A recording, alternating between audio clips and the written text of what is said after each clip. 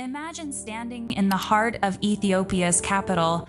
Traffic rushes past, towering buildings stretch toward the sky.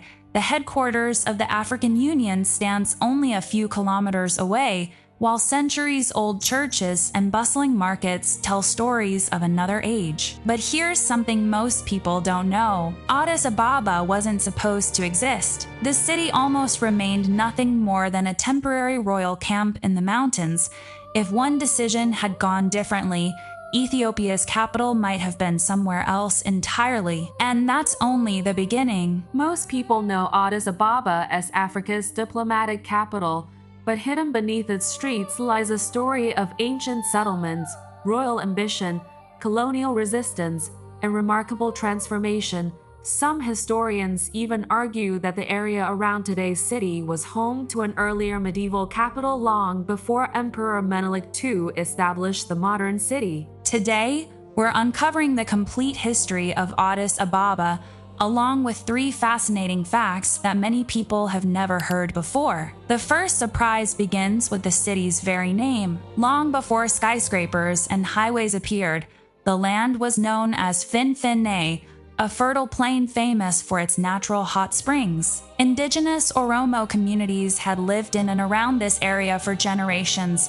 using its rich grasslands and abundant water sources. These hot springs would eventually change Ethiopian history forever. During the 1880s, the future Emperor Menelik II ruled from Mount Entoto, a high ridge overlooking the plains below. Although Entoto offered military advantages, life there was difficult. The climate was cold, water was scarce, and firewood became increasingly hard to find as nearby forests disappeared. Everything changed because of one remarkable woman. Empress Tedu Betel frequently visited the hot springs of Finfinne. She admired the warmer climate, the abundant water, and the fertile landscape. According to historical accounts, she persuaded Menelik to establish a permanent residence there. Soon, she built her own house near the springs, and members of the royal court quickly followed. What began as a small royal settlement rapidly grew into a thriving town. Then came a moment that would shape the future of Ethiopia. Teta gave the settlement a beautiful new name, Addis Ababa, New Flower. It was more than a poetic title. It symbolized hope, renewal, and the birth of a new imperial capital. Within a few years, Menelik expanded the royal residence into an imperial palace, and after becoming emperor in 1889, he officially made Addis Ababa the capital of the Ethiopian Empire. The city's population exploded as nobles, merchants, craftsmen, diplomats, and workers arrived from every corner of the empire. But the city's rapid growth created an unexpected crisis. Thousands of new residents needed homes, and construction demanded enormous amounts of timber. Forests around the city were disappearing at an alarming rate. Menelik's solution would permanently change Addis Ababa's landscape. He ordered the large-scale planting of eucalyptus trees, imported from Australia. The fast-growing trees supplied much-needed firewood and construction materials. Even today, eucalyptus remains one of the defining features of the city's hills and neighborhoods, silently reminding visitors of one of the earliest urban planning decisions in modern Ethiopian history. Yet beneath this flourishing new flower lay an even older mystery. Could Addis Ababa actually have roots reaching back hundreds of years before Menelik II? That question would lead archaeologists to uncover evidence of a forgotten medieval settlement, one that challenges the traditional story of the city's origins. And that's where our first hidden fact begins. The story of Addis Ababa becomes even more fascinating when we look beneath the modern city. For generations, historians believed that Addis Ababa was founded entirely in the late 19th century, but archaeological discoveries have painted a far more complex picture. Scattered across the hills surrounding today's capital are the ruins of churches, fortifications, and ancient settlements dating back hundreds of years. Some researchers believe these remains are connected to Barara, a medieval city that may have served as the capital of the Ethiopian Empire during the 15th century, long before Emperor Menelik II established modern Addis Ababa. Although historians continue to debate the exact relationship between Barara and present-day Addis Ababa, the discovery suggests that this region had strategic and political importance centuries before the new flower bloomed. Top 3 thing you didn't know. Number 3.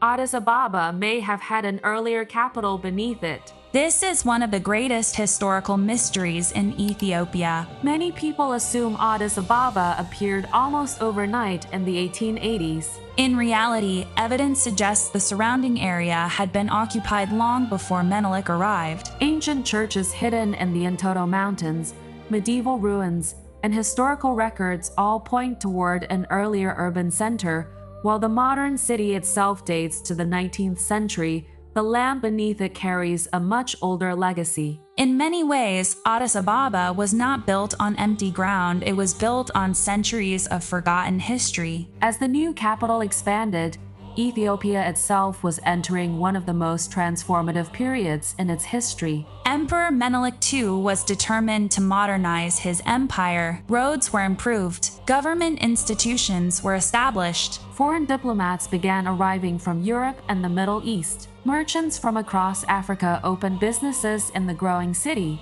The population increased at an astonishing pace. Markets grew larger every year, attracting traders dealing in coffee, spices, livestock, textiles, gold, and handcrafted goods. Addis Ababa quickly became the commercial heart of Ethiopia. Then came another revolutionary change. In the early 20th century, the first railway linking Addis Ababa to the port of Djibouti transformed the city forever. Before the railway, transporting goods to the coast could take weeks across difficult terrain. With rail transport, commerce accelerated dramatically. Imported goods arrived faster. Coffee exports increased. Businesses flourished. For the first time, Ethiopia's capital became directly connected to international trade routes. The railway helped establish Addis Ababa as one of Africa's fastest-growing cities during the early 20th century. But prosperity would soon face its greatest test. In 1935,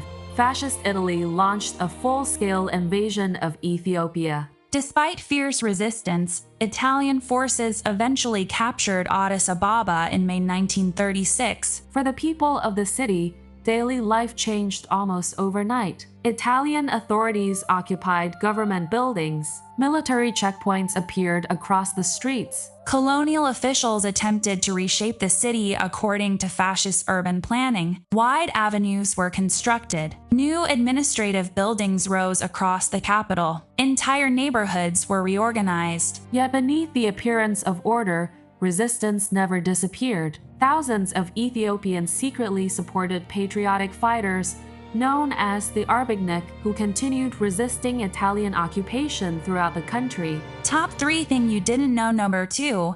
Addis Ababa was occupied for only 5 years, but its people never stopped fighting. Many people know that Italy invaded Ethiopia. Far fewer realize how brief the occupation actually was. From 1936 until 1941, Addis Ababa remained under Italian control. Throughout those 5 years, underground resistance movements operated inside the city. Citizens secretly passed intelligence. Patriots sabotaged occupation efforts. Many risked imprisonment or execution to support Ethiopia's independence. Then, during World War II, Ethiopian resistance forces joined with British and Allied troops. In May 1941, Emperor Haile Selassie triumphantly returned to Addis Ababa. Crowds lined the streets. Church bells rang across the city. The occupation had ended. The capital had been liberated. But the greatest chapter in Addis Ababa's global story was still waiting to begin.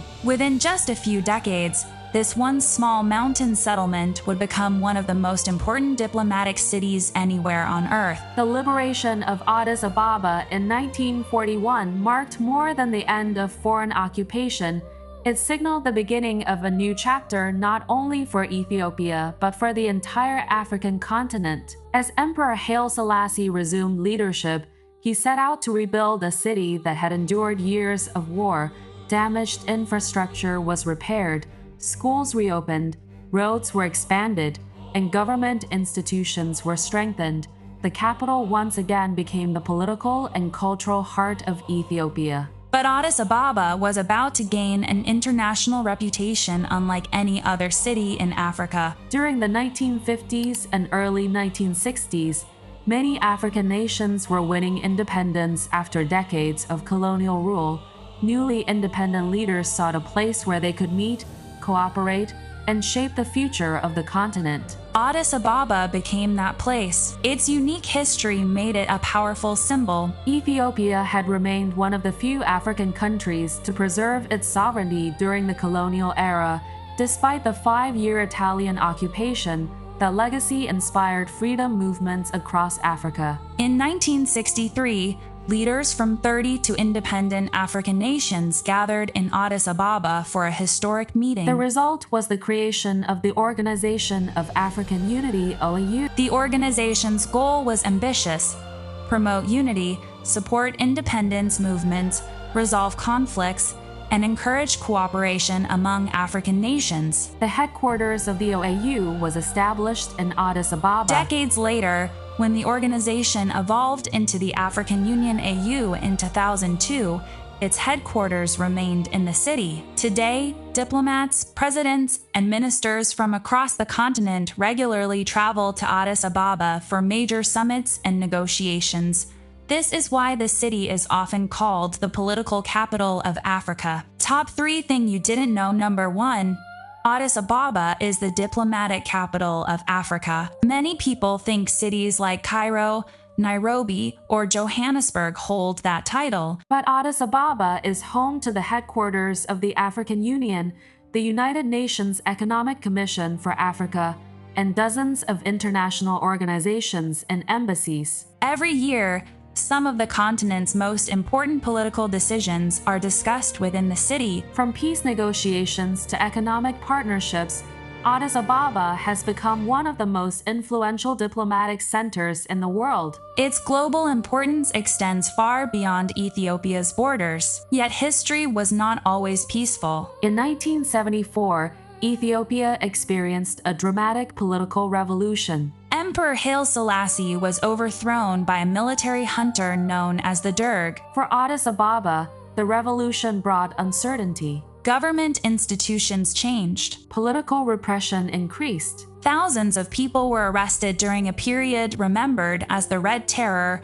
one of the darkest chapters in modern Ethiopian history. Families lived in fear. Public life became increasingly controlled. Economic difficulties affected everyday citizens. Despite these hardships, Addis Ababa continued to grow. Universities expanded. Industries developed. The city's population increased as people from every region of Ethiopia migrated to the capital in search of education, employment, and opportunity. By the early 1990s, another major transformation was underway. The Derg government fell in 1991, opening a new political era for Ethiopia. In the decades that followed, Addis Ababa experienced rapid urban development. Modern office towers rose alongside historic churches. New highways connected expanding neighborhoods. Light rail trains began operating through the city, making Addis Ababa the first city in sub-Saharan Africa to launch a modern light rail system in the 21st century. Shopping centers, universities, hotels,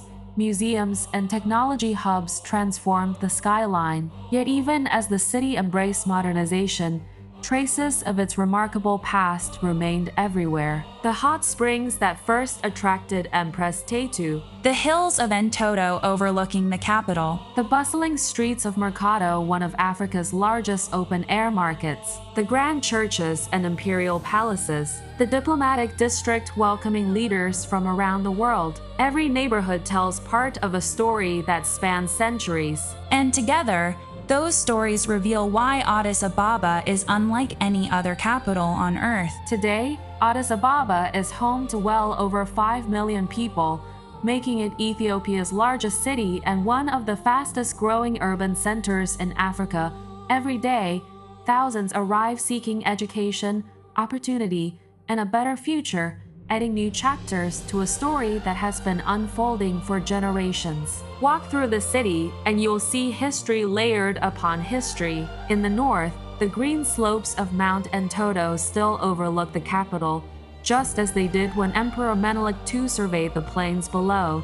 Nearby, historic churches preserve centuries-old traditions, while the mountain air offers a reminder of the place where the modern Ethiopian state once centered its power. Travel down into the city, and the pace changes completely. The streets are alive with buses, taxis, cafes, bookstores, and crowded sidewalks. At Mercado, one of Africa's largest open-air markets, merchants sell everything from freshly roasted coffee and traditional spices to electronics and handmade crafts.